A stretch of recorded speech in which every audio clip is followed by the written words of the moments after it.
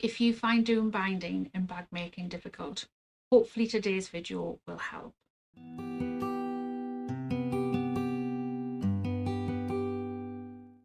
I'm going to show you how I do binding in my bags. I'm going to show you two different methods, obviously on the same bag, and then at the end of the video I'm going to show you how each side turns out. Let's go through a few different techniques for using binding in bag making. So you can use a few different things to bind the inside of your bags and conceal the seams. So I've got a few different things here. So this is ready-made or already done for you bias binding. Obviously this is cut on the bias, so it has a little bit of stretch, and hopefully you should be able to see that that has got a 2-fold part to it. So it's 1 inch once it's folded in, so it's 2 inches in total. And then this is just some water resistant canvas. This has been cut at just over an inch, about 1.125 inches. This hasn't been cut on the bias because it's water resistant canvas. It doesn't have a bias, but that's just a long strip cut from one end to the other. And this is fold over elastic, again 1 inch. And you should be able to see, hopefully the camera picks up, there's a line down the middle, and that is where the elastic will naturally fold. So it does make it a little bit easier for you to attach the fold over elastic to the binding. So the technique for using both of these is pretty much the same. And then this one is slightly different. So what I'm going to do is I'm going to use this on one side of a bag that I've just quickly made up just for today, just so I can show you this technique. And then I'm going to talk you through the techniques used for these two products, and then I'll show you sort of like which ones I prefer and why. So we'll start with the ready-made bias binding. So I have this pouch bag that I have already done up this morning. It's just simple, there's nothing fancy to it. It was sewn with a 3/8 of an inch seam allowance, and I have cut both sides down to around about 1/4 of an inch. That just makes it slightly easier, I find, to attach the binding, and it just neatens everything up. And I can see there's a couple of little bits that I've missed off the back here, so I'm just going to neaten them up. So when I'm attaching binding, I always work with the flat side down. So I have my gusset facing up, because this is where any excess material is going to be.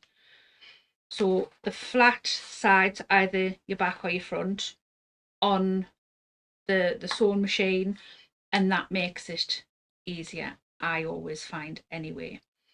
So I'm going to start off with this bias binding, and you'll notice that I don't actually clip it in place prior to attaching.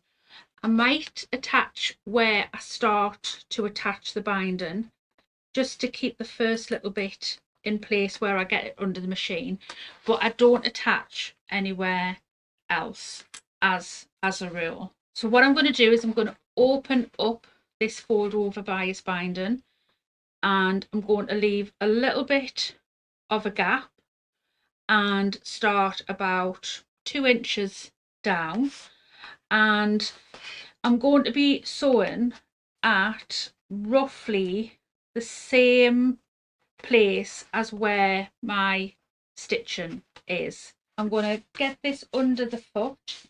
Now it will need to be jiggled under the foot a little bit.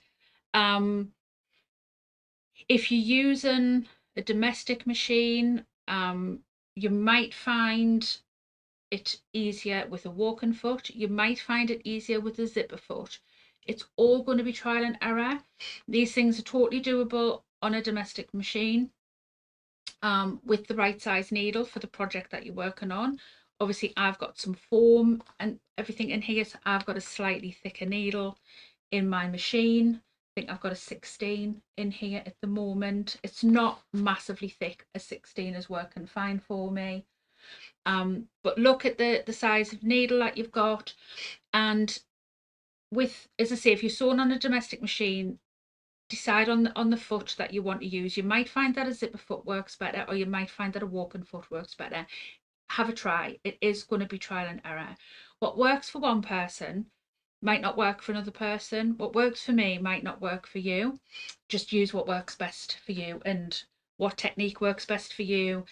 And if you find a certain type of binding that you like, then go with that. That's the way that you should be doing it.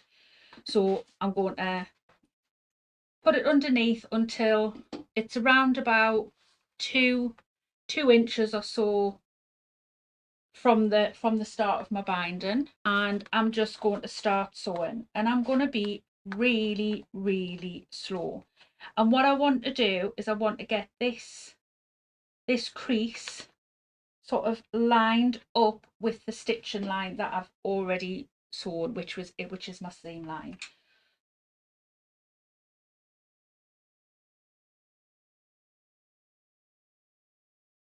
If you find it easier to use something like a stiletto to keep it in place, then by all means do that, and just take your time doing it.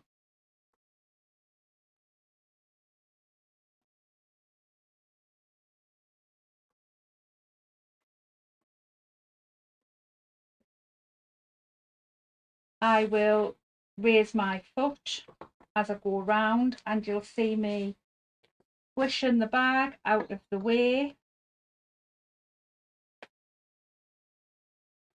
and again holding this bias.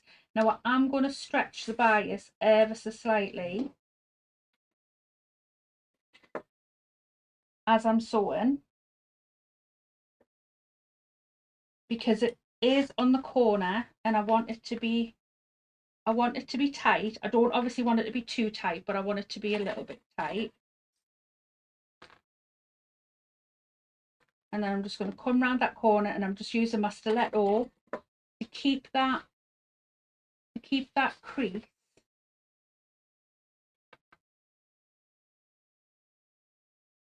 where my stitch line is.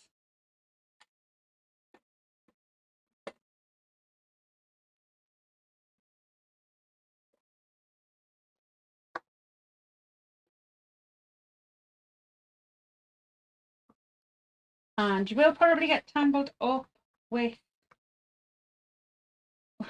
your roll of bias. You can put it shorter if you want. I don't tend to. I like to make life a little bit difficult for myself, but just all the way around.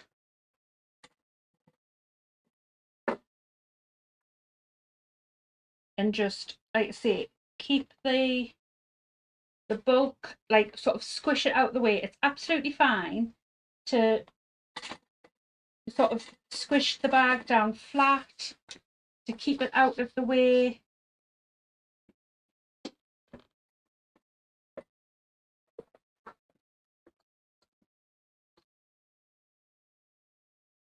And again, I'm just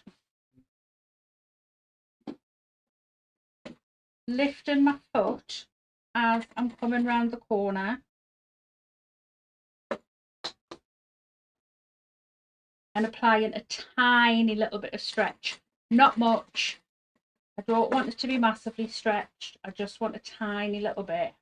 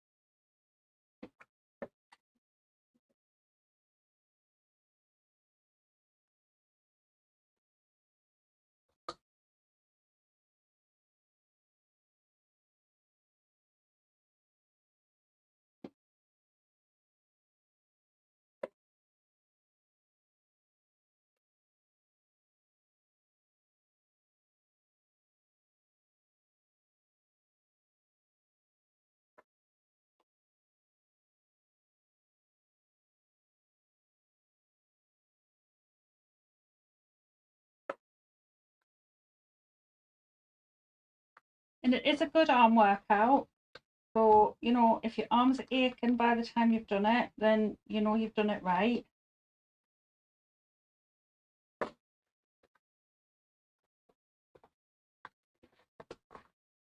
it can sometimes be a little bit difficult trying to sort of keep sort of everything squished and out the way, which is why it's really important just to sort of go slowly.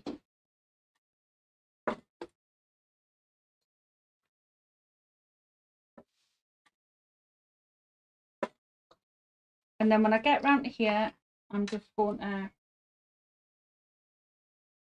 cut the excess off.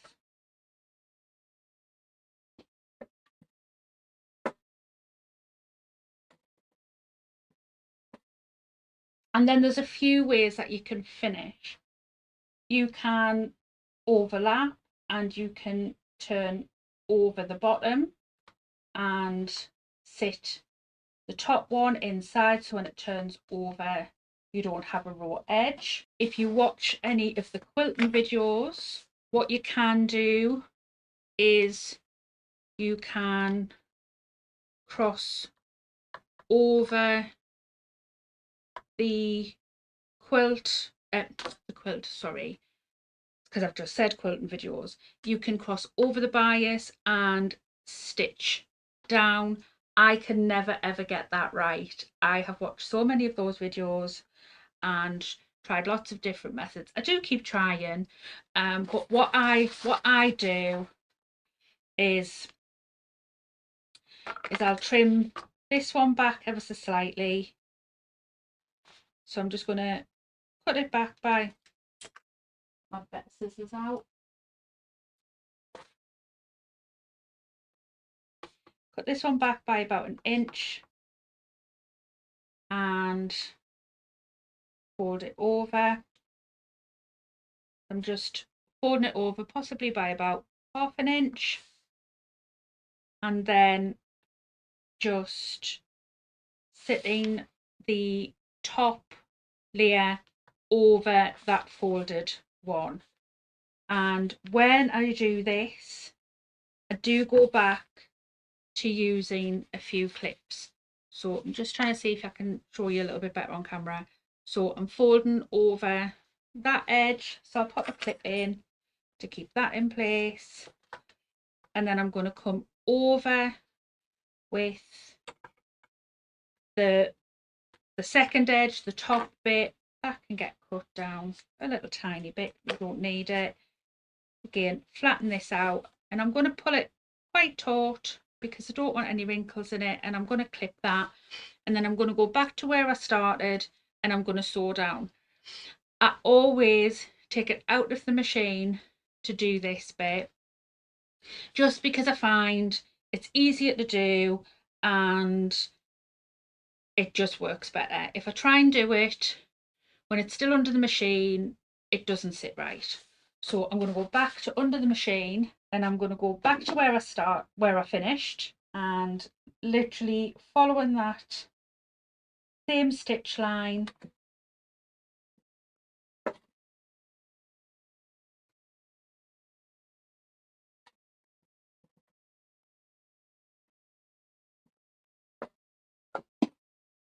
So that is the first side of the bias binding attached. So what we need to do is we need to pull it over to the other side. So not particularly sort of fussed on where I start doing this, because I'm going to sort of manipulate it all over to the other side first, and then I'm going to neaten it up. So what I do is I kind of pull it round, and you can see there's little bits where you can still see my original stitch line. That's fine, you know, it's not the end of the world. And then I'm going to fold over, and I'm going to pull it so it's quite taut. I don't want to say tight because you don't want it tight.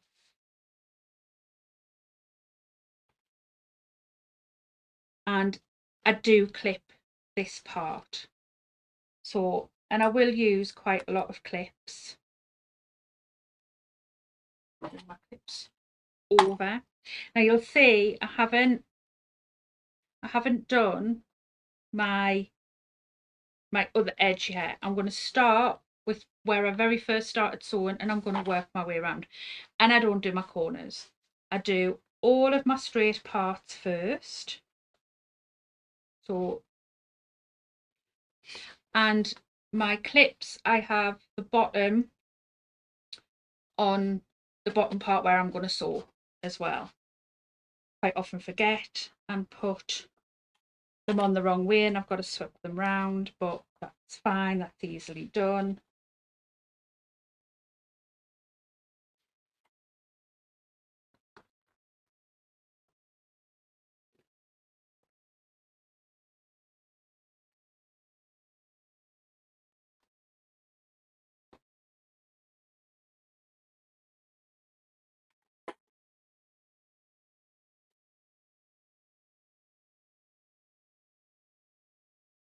And I will kind of fiddle with this for quite a while with my clips, and you know, manoeuvring the bias binding round until I'm happy with it.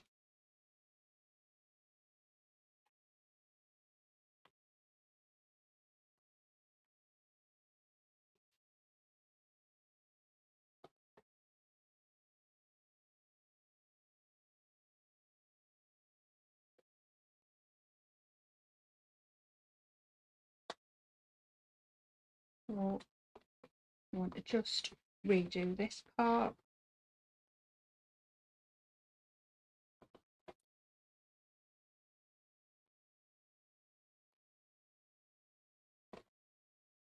So then I'm just going to go into my corners, and I'm going to take the straight edges right up to those corners,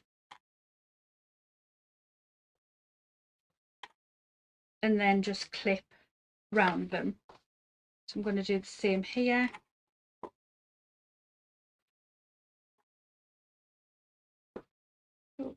Wrong way around.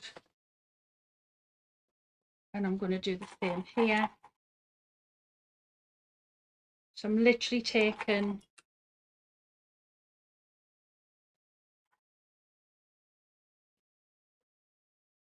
and hopefully you can see that where I'm just clipping quite a bit. This is the part where I will clip quite a bit, and then I come round to where I overlapped, and I'll take off the first clip that I put on and I fling it on the floor.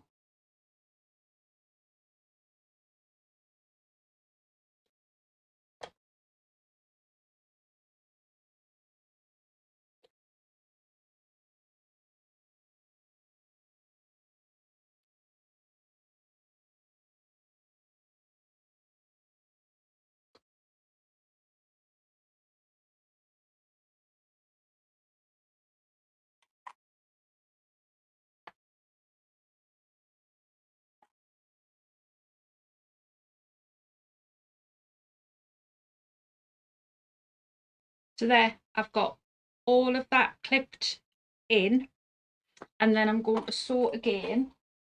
This method does take a little bit longer because you're sewing two seams, but you know, if you want to use a pre-made bias binding, this would be the best way to put it on.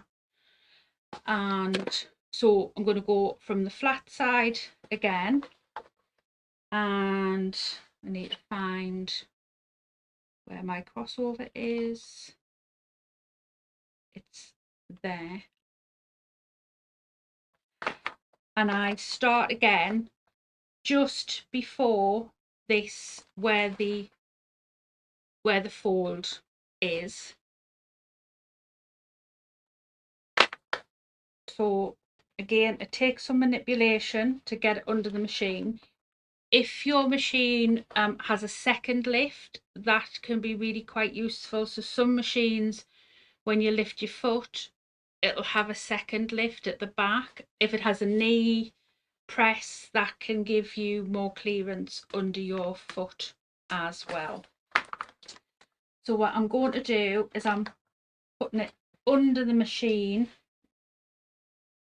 before I take my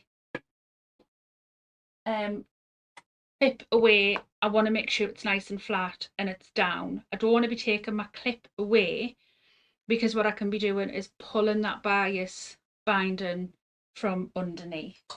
What you can also do just before you start is just make sure that, do that again, is by using your stiletto, you can keep it in place with your stiletto holding it down. I'm going to sew round at around about 1/4 of an inch.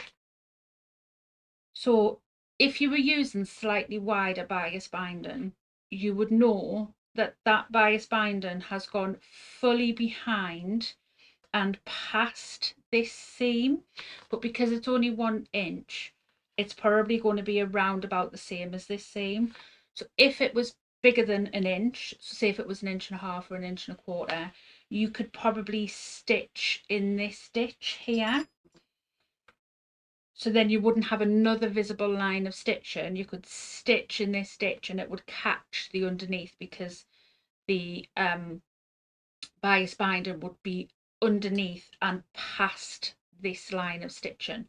But because this is 1 inch bias binding, what I'm going to do is I'm going to sew at around about 1/4 inch seam allowance. I'm going to use my foot as a rough guide to my seam allowance, and that just, it's going to make sure that I do catch that bias binding seam on the underneath all the way around. So again, I'm going to go quite slowly. Take that first clip out so I don't sew through it. As with sewing on an industrial, it can sew through them quite well.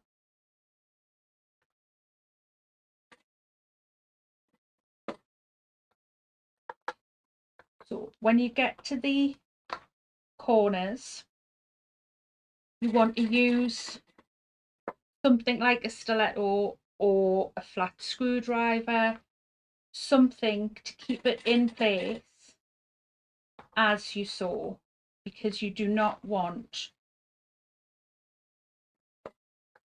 it to move and for that bottom bias to come out.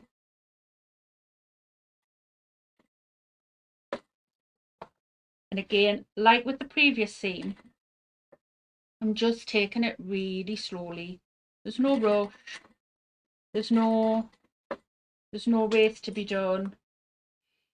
I probably could have done with going up a little bit actually in needle size, because as I'm coming round I can see that I've got a couple of skipped stitches. So where I've used a 16, possibly an 18 would have been better.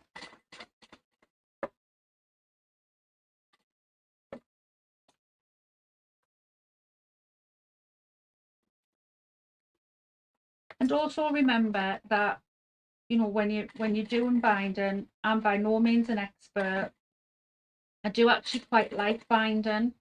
I always used to avoid it, but it's one of those things I've kind of forced myself to do recently.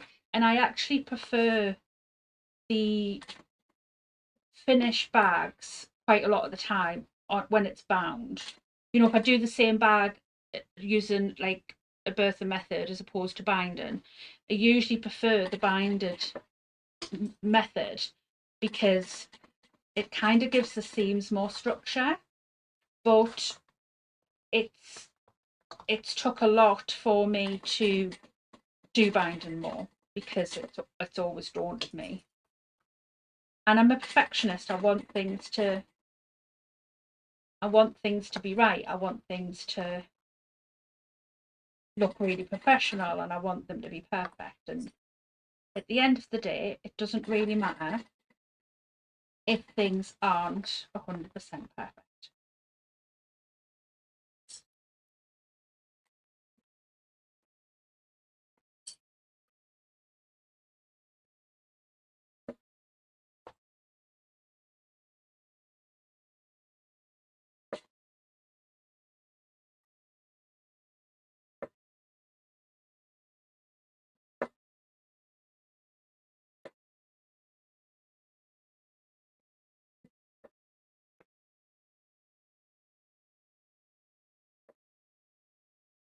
Yeah. I definitely could have done with going up to an 18. I have got a few skip stitches, but it isn't the end of the world. This is just something that I'm going to use myself for storage. It is what it is. So as I'm coming back round to where I folded over that seam, again, I'm just going to use my stiletto to keep that seam down so that it doesn't sort of fold over on itself underneath my foot. And then I'm just back to. So now we have the moment of truth to see where it's, if it's all caught in, and it has. Tiny little bit there is like literally by the skin of my teeth, but it has all caught in. This is not my preferred way to bind something, so it isn't perfect. But that is the method of using binding, pre-made binding, how you would do it. So now we can move on to the other side. Before I do, another way, when you have already sewn the first side on and then you turn over to attach this side, you can actually use fabric glue and iron it instead of using clips, if you prefer to do that as well. If you check out any quilting videos on binding, that is a method that is used quite a bit with quilters, so that could be quite handy for you. So another method to use is fold over method. So you can use either a water resistant waterproof canvas which doesn't fray and you would just need a single strip, or you can use something like a fold over elastic which has the fold already in the center. Method is exactly the same for both. If you're cutting your own strips, what I would suggest is folding and maybe pressing or finger pressing a seam into the strip to make it easier. The thing with the water resistant canvas is it doesn't really have any stretch, so when you're coming around corners you will get puckering. Taking it slow and using a stiletto as you come round to keep it in place will reduce that, but you will get puckering because there is no stretch on the water resistant canvas because it doesn't have a bias. So that is why I prefer the fold over elastic. It also, you don't need to finish the edge, because what you can do where it's being cut is you can just use a lighter and seal the edges, which is what I do, and then you sew it on in one go. Again, you do have to make sure that you're catching in both sides, so you take your time and you go slow.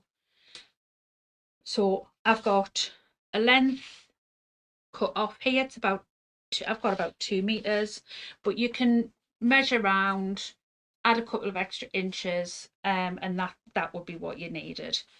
Again, we're going to go from the top part of the bag, so the flat part of the bag is on the table or on the sewing machine, and I'm going to put the elastic so that the fold is over the center of that seam, and I'll use a couple of clips to keep the first bit in place. But then again, I don't go all the way around like I didn't before with the elastic, because I want it to move as I attach it. I find if I clip it in place, it can sort of, because it's got a bit of stretch in it, it can move and adjust.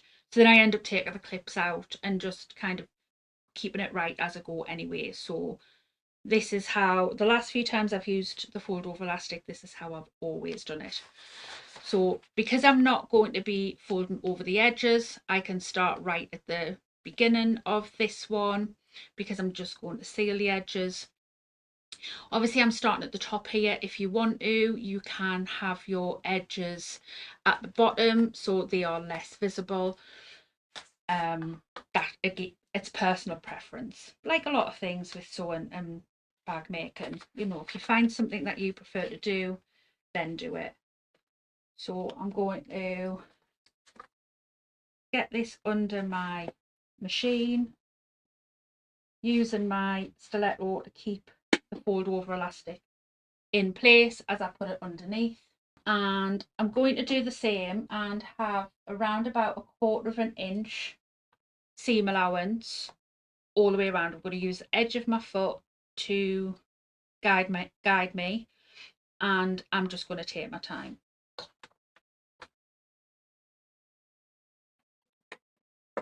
And I might turn my machine down ever so slightly. So when you have binding on, just be careful when you're taking your clips off. When you pull them off, have it lifted ever so slightly, because if you pull, what you can do is, if you've got it in place, you can pull the binding out, and then that's when you can miss it as well.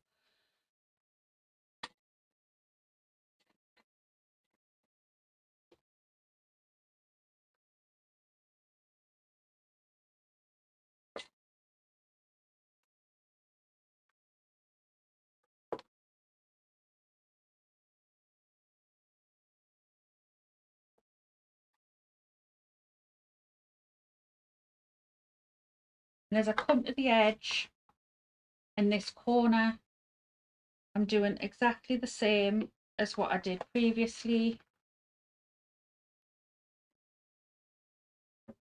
Just taking my time, manipulating it round.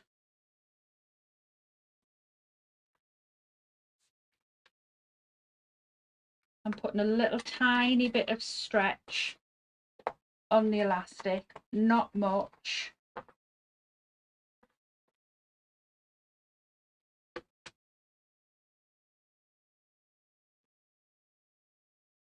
And what I'm doing is I'm trying to make sure that that seam is sitting in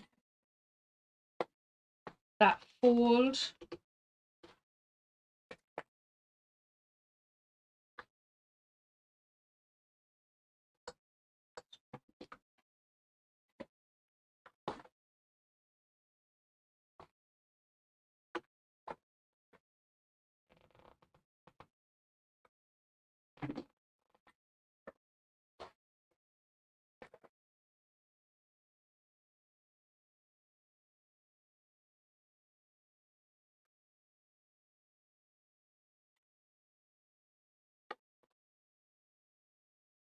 And as you can see, when I'm lifting my needle up to move the elastic, sorry, to move the bag round and make sure that I'm keeping kind of everything out of the way, I am keeping my needle down. So obviously the needle is keeping the bag in place. Some machines will have a needle down facility. Some industrials don't have it. Mine does, luckily. Quite a lot of domestic machines do have like a needle down facility. So definitely utilize it.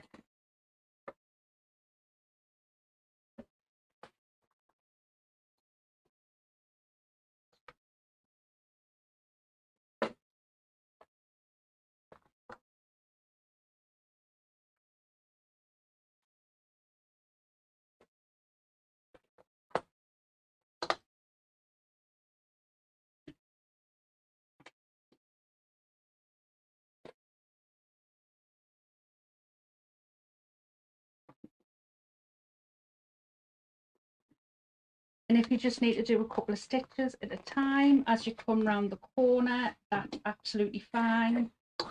Just do that.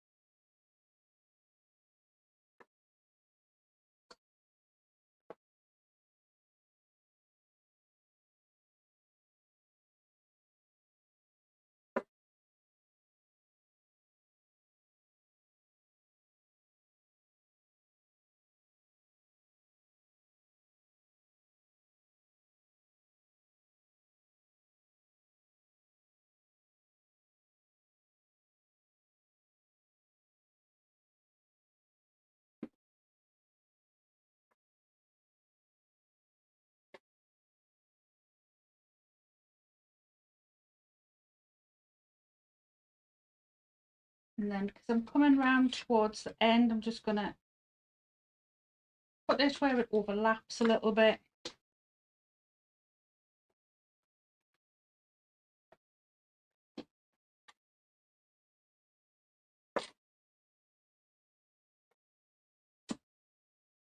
Just going to seal that with my lighter.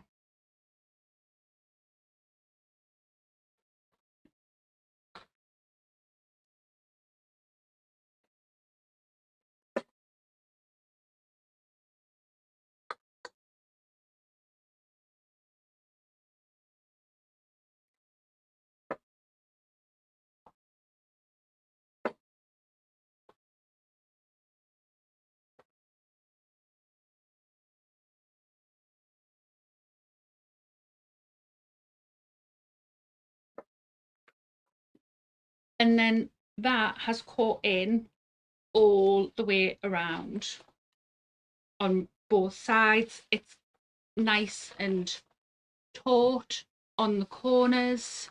If I can show you a little bit better, it's nice and taut on the corners. You don't have any wrinkling, and it goes on in one go. You're not sewing it twice. The secret with binding is to take your time. Some people find putting on lots of clips is what works for them, but if you find doing it how I do it, with putting the binding in place as you go, manipulating the binding into place as you go, then do that. I hope this has been helpful. So this is the bag stroke pouch now that it's been turned through, and this is the side that has the ready-made bias binding. Hopefully you can see that. And this is the side that has the fold over elastic. Now, I personally prefer the finished look of the fold over elastic. I find that the edges are much smoother and more pushed out and pronounced. My curves are definitely better. That the bag has been pushed out exactly the same on both sides, and I just prefer the fold over elastic. That is my personal preference. I find it easier to do and I prefer it once it's done. But have a go, try a few different things, see what works best for you, and let me know in the comments how you get on. Thank you very much for watching. If you found this video helpful, please do give it a like, consider subscribing for future videos, and until next time, happy sewing.